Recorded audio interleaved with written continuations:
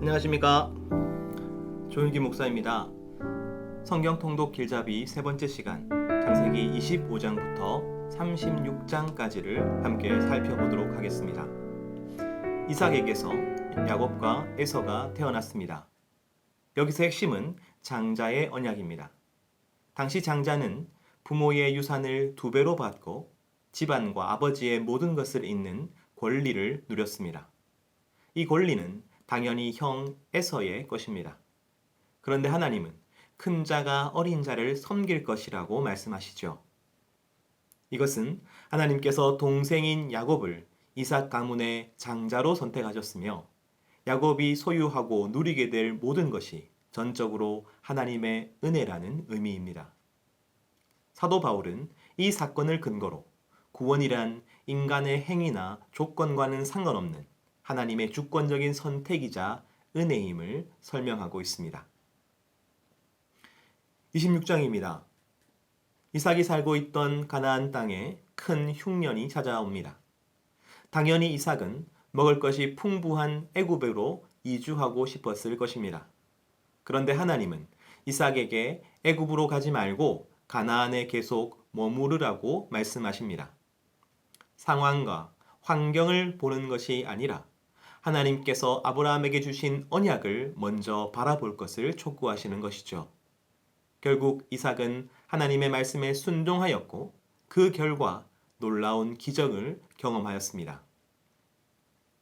하나님은 동생인 야곱을 이삭 가문의 장자이자 아브라함 언약의 계승자로 선택하셨습니다. 그러므로 이삭은 에서가 아니라 야곱에게 장자의 축복을 선언해야 합니다. 그런데 이삭은 오히려 에서를 축복하려 하지요. 왜냐하면 개인적으로 그가 에서를 더 좋아했기 때문입니다.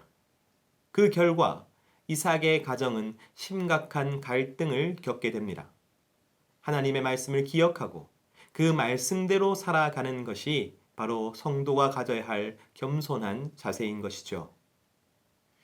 야곱은 에서의 위협 때문에 부모의 집을 떠납니다.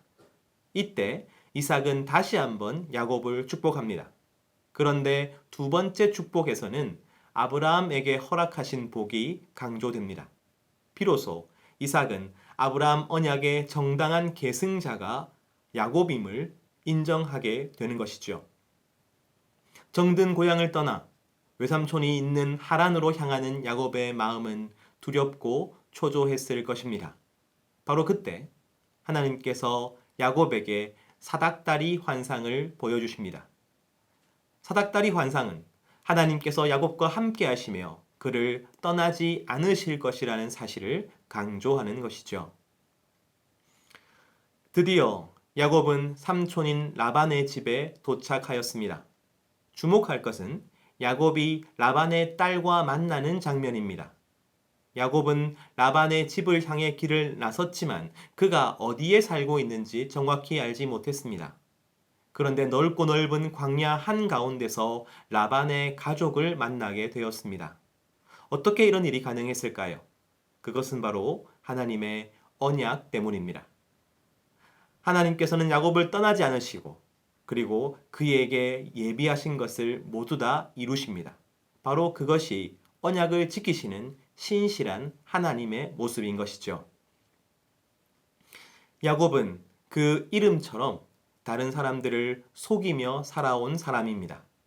그런데 이제 자신보다 더 영악한 삼촌 라반을 만나 속고 또 속았습니다. 하지만 그 시간은 무의미하지 않습니다. 야곱은 라반의 모습을 통해서 자기 과거의 모습을 발견했을 것이고 속임수와 불법을 통해 문제를 해결하려 했던 자신의 모습을 반성했을 것입니다. 다시 말해 삼촌 라반은 야곱을 연단하시는 하나님의 도구인 것이죠. 그러나 여전히 야곱은 하나님보다 자신의 능력을 신뢰합니다. 바로 그것이 몰래 라반을 떠난 이유입니다. 아직까지 야곱은 하나님을 의지하기보다는 속임수와 불법으로 문제를 해결하려 합니다. 하지만 야곱의 기대와는 달리 단 7일 만에 라반은 야곱을 찾아내었습니다.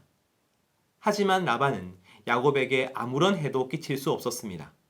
하나님께서 야곱을 해하지 말 것을 그에게 엄중히 경고하셨기 때문입니다. 결국 야곱의 속임수 때문이 아니라 하나님의 은혜 때문에 문제를 해결할 수 있었습니다. 야복나루에서 하나님은 인간의 모습으로 야곱을 찾아오십니다. 야곱은 그가 하나님이라는 사실을 알았기에 그와 씨름을 시작합니다. 이 씨름에는 중요한 의미가 있습니다. 지금껏 야곱은 사람과 씨름하며 살았습니다. 하지만 이제는 알게 됩니다. 그가 정말 씨름해야 되는 대상은 사람이 아니라 하나님이심을 말이죠. 하나님은 이 사실을 야곱에게 각인시키기 위하여 그에게 새로운 이름을 주십니다. 하나님과 씨름하다라는 뜻의 이스라엘입니다. 이것은 하나님의 백성이 무엇과 씨름하며 누구와 씨름해야 하는지를 우리에게 잘 보여주는 것이죠. 지금껏 하나님은 야곱이 속임수와 불법이 아니라 하나님의 그 언약을 의지하며 살도록 이끌어 주셨습니다. 에서와의 만남도 마찬가지입니다. 야곱은 자신의 힘으로, 자신의 꾀로 에서와 화해하기 위하여 여러 가지 수를 썼지만 결국 에서와의 화해는 오직 하나님의 은혜를 통해서만 이루어졌던 것이죠. 야곱의 가정에 연거푸 끔찍한 일들이 발생합니다. 딸 디나는 세겜 지역 추장에게 강간을 당하였고 아들들은 여동생의 복수를 명분으로 무차별적인 살인을 저지릅니다. 이 때문에 야곱의 가정은 가나안 족속들에게 공공의 적이 되었습니다. 하지만 이 모든 사건의 근본 원인은 야곱 자신입니다. 야곱은 세겜이 아니라 그가 하나님께 소원하였던 베델에 정착했어야 하는 것이죠. 하나님께서 야곱에게 베델로 올라가라고 말씀하십니다. 하나님과의 약속을 지키라는 말씀이죠. 이에 야곱은 불순종의 죄를 회개하고 베델로 떠납니다.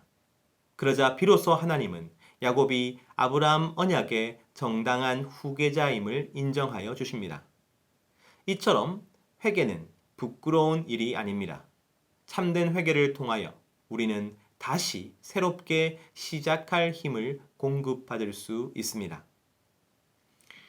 야곱과 에서가 어머니 태중에 있을 때에 하나님께서 이렇게 말씀하셨습니다.